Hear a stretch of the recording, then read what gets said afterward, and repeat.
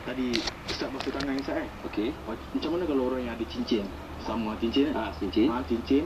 Dengan jam semua macam mana? Kira nak biar ke, nak cabut ke? Okey, soalan yang baik. Sidang penonton yang saya kasih sekalian dan Syafiq. Bagi mereka yang ada cincin dan cincin itu yang longgar ataupun jam yang boleh digerak-gerakkan, maka kena gerak-gerakkan dia, tak buka tak apa, tapi masa berwuduk pastikan air melalui bahagian bawah-bawah ini. Bawah-bawah celah-celah ini. Boleh ya sidang penonton yang saya kasih sekalian? Lalukan di celah-celah ini atau jam tangan, jangan lupa. Kalau boleh tanggal, tanggalkan. Itulah yang terbaik. Boleh? Boleh. Dan bagi mereka yang cincin memang tak boleh gerak, digalakkan untuk kita potong cincin tu, buang. Sebab wuduk tak kena, tak sampai. Apatah lagi kalau nak mandi, wajib. Boleh? Baik, kita teruskan. Tadi dah basuh tangan. Lepas basuh tangan apa dia? Rukun yang seterusnya. Kepala, pandai. Sidang penonton yang saya kasih sekalian, saya sentuh kepala. Membasuh kepala ketika berwuduk, sidang penonton sekalian. Menurut mazhab Imam Asy-Syafi'i rahimahullah, memadai dengan sebahagian kepala sahaja. Sama ada di sini, atau di sini, atau di sini, atau sayang jambul remos di sini, boleh. Semua wuduk kita sah sidang penonton yang saya kasih. Bukan kat ubun je ke Ustaz? Bukan kat ubun, tak. Semua bahagian kepala, sebahagian kepala yang mana-mana asalkan masih kategori kepala, boleh. Boleh. Tetapi bagaimana sunnah Nabi SAW ketika membasuh kepala? Begini keadaannya. Mari kita tunjuk. Sidang penonton yang saya kasih yang begini. Nabi akan letakkan tangan begini. Okey, boleh? Letakkan ni. Okey, saya tunjuk begini. Okey. Dan Nabi gerakkan daripada mula awal kepala, Nabi gerakkan begini sampai ke belakang. Nabi akan terus tolak balik ke depan. Satu basuhan. Dua basuhan. Tiga basuhan. Begitu juga keadaannya. Begitu seterusnya. So macam mana kalau orang ambil basuh kepala, basuh macam tu. Ni basah baju, Ni collar ni habis dah basah macam peluk-peluk. Tak lagi. Saya nasihatkan sidang penonton yang saya kasih sekalian. Tengok, walaupun kita duduk demo, air kita bau banyak ni. Baru setengah sidang penonton. Sedangkan air yang kita duk guna selama ni kita berwuduk, berapa gallon air tu habis? Berapa liter air tu habis? Silap-silap banyak ni air tu habis. Lebih daripada yang ni. Kan itu sudah menjadi pembaziran. Dan Allah sebut apa? Innal mubazzirina kanu ikhwana syaitan. Pandai. Kawan syaitan. Masa berwuduk dah kawan dengan syaitan. Mayang takkan nak kawan dengan malaikat lah. Sidang penonton saya kasih sekalian. Okey, dah basuh kepala, sekarang basuh telinga. Okey, basuh telinga ada dua position saya nak tunjuk. Position yang pertama yang betul-betul kita nak basuh. Bismillahirrahmanirrahim. Okey. Sidang penonton yang saya kasih sekalian, basuh telinga begini kaedah dia. Nanti dulu, jangan tunjuk dua skrin lagi. Kita tunjuk satu melalui depan dulu, okey? Begini. Masukkan jari ini ke sini. Okey? Kemudian lalukan. Ini saya tunjuk dulu, jangan fokus apa lagi. Tunjuk dulu secara daripada jauh. Masukkan melalui celah-celah telinga ini.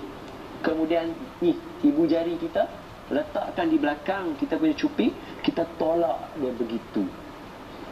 Saya tidak dapati di dalam mana-mana kitab yang mengatakan siapa ambil wuduk dengan laju-laju. Kan tengok orang basuh telinga macam ni. Basuh macam nak buat macam tu pula. Macam tu. Saya tak pernah tengok ada yang mengatakan siapa ambil wuduk dengan laju begitu, dialah yang paling betul wuduknya. Sedangkan Nabi ajar kita buka air perlahan, basuh, masukkan, lalukan di setiap lipatan telinga dan terus kita buat. Okey, boleh tak kita ambil dua skrin sekarang? Kita tunjuk pada sidang penonton sekalian macam mana yang dikatakan dengan membasuh kita punya telinga untuk kita berwuduk. Baik, sidang penonton yang saya kasih, tengok dah. Basuh tangan sikit. Kita tunjuk. Okey. Basuh tangan sedikit. Masukkan jari telunjuk. Okey, saya tunjuk satu je belah sini. Masukkan jari telunjuk ke dalam lubang telinga. Lalukan di kawasan lipatan dalam telinga. Lepas tu letakkan tangan begini. Tolaknya terus begini. Begitulah yang disebut di dalam kitab-kitab fiqh seperti mana yang diterangkan oleh ulama-ulama ketika kita berwuduk basuh telinga. Okey, sekarang kita nak basuh kaki. Tak boleh lah nak angkat kaki tinggi ni angkat kaki jatuh ni. Okey, kaki. Anggapkan ini kaki sidang penonton yang saya kasih sekalian. Inilah kaki kita, bukan kaki saya, bukan kaki. Contoh kaki. Okey, contoh kaki. Simbahkan air ke kawasan sini. Tuangkan air. Atas sini, saya tunjuk dulu kepada sidang penonton. Sidang penonton, bahagian bawah sini Kalau kaki yang sebetulnya kawasan tumit kita tidak akan kena air. Terutamanya mereka yang kaki tumit pecah. Kita panggil istilah tumit pecah. Tumit pecah. Tumit pecah itu menjadi satu kawasan yang memang kena air. Jadi bagi mereka tuan, bagi mereka yang tuan tak macam ni, saya akan gerakkan kaki. Bagi mereka yang buat begini saja kaki-kaki dia tak boleh sidang penonton yang saya kasih sekalian. Air tidak rata. Sebaliknya kita kena pegang kaki kita, basuhkan kaki kita, lalukan bawah tumit kaki kita tu, basuhkan dia dan dinasihatkan berdasarkan sunnah Nabi SAW, gunakan jari ni. Jari apa? Jari kelingking, pandai. Buat macam mana? Lalukan di celah-celah jari kita, sama ada daripada atas ataupun kalau lagi bagus daripada bawah. Begini yang termaktub di dalam kitab Matlab Al-Badrain. Dia main kat bawah macam ni. Tapi kalau dah berdiri tak stable, nanti jatuh berdebu macam tu, tak payah basuh jari yang mana dah. Janji lalukan di celah-celah jari kaki kita. Mulakan yang sebelah kanan, daripada sebelah kiri. Berapa kali setiap? 3. Pandai. Sidang penonton yang saya kasih sekalian, andai kata sudah selesai berwuduk, tadi kita kata wuduk kita menghadap kiblat. Bila kita menghadap kiblat, kita dah ambil wuduk, maka angkat tangan, dongakkan kepala. Asyhadu an la ilaha illallah wahdahu la syarikalah wa asyhadu anna sayyidina Muhammadan abduhu wa rasuluh. Allahumma ja'alni minat tawabin wa ja'alni minal mutatahhirin wa ja'alni min ibadika salihin. Amin.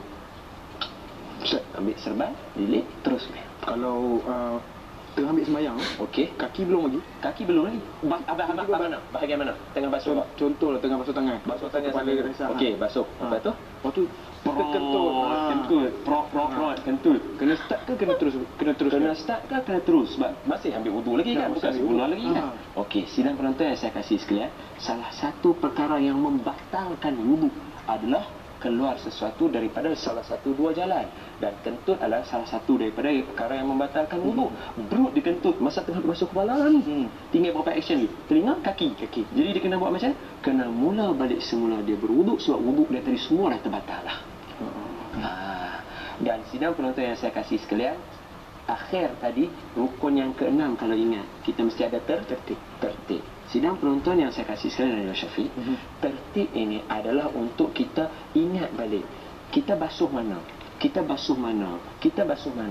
Dan di dalam hadis Nabi SAW yang banyak berkaitan dengan wudu, semua para sahabat, Sayyidina Uthman, Abu Hurairah, Ibni Abbas, yang mana menunjukkan cara Nabi berwudu, tidak pernah tinggal cara tertib Nabi berwudu. Bermula daripada basuh tangan, kumuk, basuh air dalam hidung, basuh muka, basuh tangan hingga ke siku. Lepas tu basuh kepala, lepas tu basuh telinga dan basuh kaki. Kemudian bacakan doa. Sidang penonton yang saya kasih sekalian, lakukan perbuatan wuduk kita dengan berhati-hati, kerana wuduk yang khusyuklah datang, kerana semayang yang khusyuklah datang daripada wuduk yang khusyuk.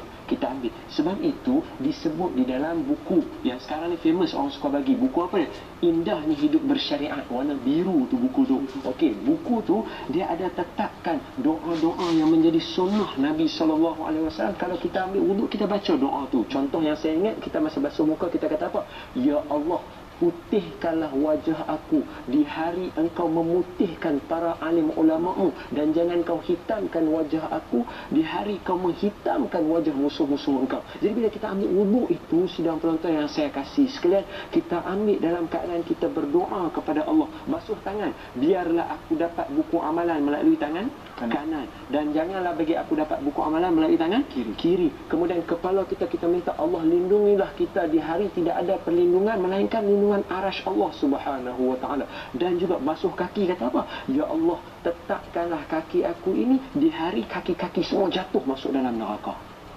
Jadi bila kita buat benda tu, secara automatik kita fokus masa kita ambil wudu. Kita fokus, sidang penonton sekalian. Jadi bila kita bersedia untuk nak sembahyang, kalau dah Astaghfirullah,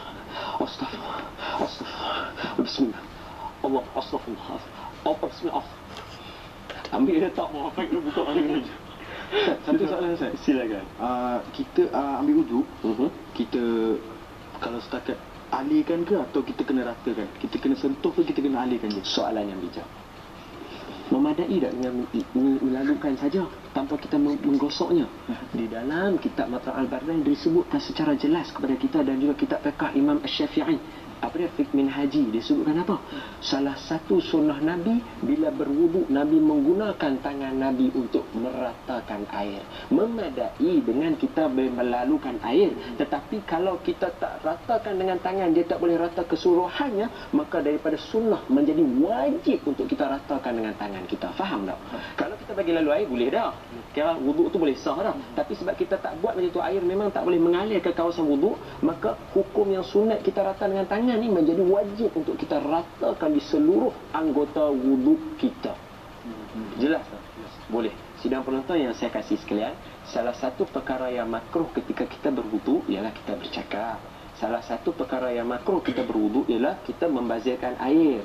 Yang seterusnya perkara yang makruh ketika kita berwuduk ialah kita mulakan yang kiri daripada yang kanan. Jelas tak? Jelas tak? Agak-agak sidang penonton jelas. Cuba tanya dia, jelas? Jelas tak? Sekali lagi. Jelas tak? Jelas sidang penonton. Harap-harap jelas. InsyaAllah kalau ada apa-apa sebarang komentar ataupun kita kata apa,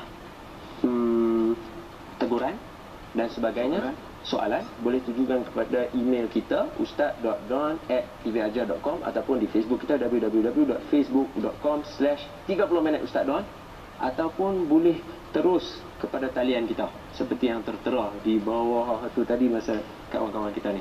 Sidang penonton sekalian, Air ada lagi. air masih ada lagi. Nampak? Walaupun kita dah tengok berapa kali punya tuang, air masih ada lagi. Sidang penonton yang saya kasih sekalian, tolong di akhir segmen kita untuk bahagian wuduk ni, kita nak cerita kepada semua orang perkara yang paling orang tidak ambil perhatian ketika berwuduk ialah orang melakukan pembaziran, dan bahagian-bahagian yang error yang kita tunjuk, error selalu occur dekat situ. Kawasan-kawasan, contoh sini, contoh telinga, mujuklah telinga ni bukan rukun ketika berwuduk. Kalau tak, berapa orang yang dah batal dah. Kau batal tak sah. Tak. Dah batal wuduk lah masa tu. Dah wuduk dah tak sah. Semayang dia dah tak sah lah. Berapa mujuklah yang ni sunnah Nabi SAW. Diulang sebagai penutup untuk kita nak ribas balik kita punya apa dia. Yang pertama, rukun wuduk ialah niat. Niat ketika membasuh muka. Seterusnya membasuh tangan hingga ke siku, kemudian membasuh sebahagian kepala, pandai. Dan yang terakhir ialah basuh kaki. Yang last kali, yang keenam apa dia? Tertib, pandai. Dan yang lain itu adalah sunnah Nabi. Siapa yang melakukan sunnah Nabi dikala umat dalam keadaan mengabaikan sunnah Nabi, bagi dia 100 pahala syahid. Maka amalkanlah sunnah Nabi SAW. Mudah-mudahan kita diberkati, anda diberkati. Terima kasih kerana sudi bersama dengan kita untuk menjayakan program kita ini. InsyaAllah kalau senang kita boleh jemput lagi.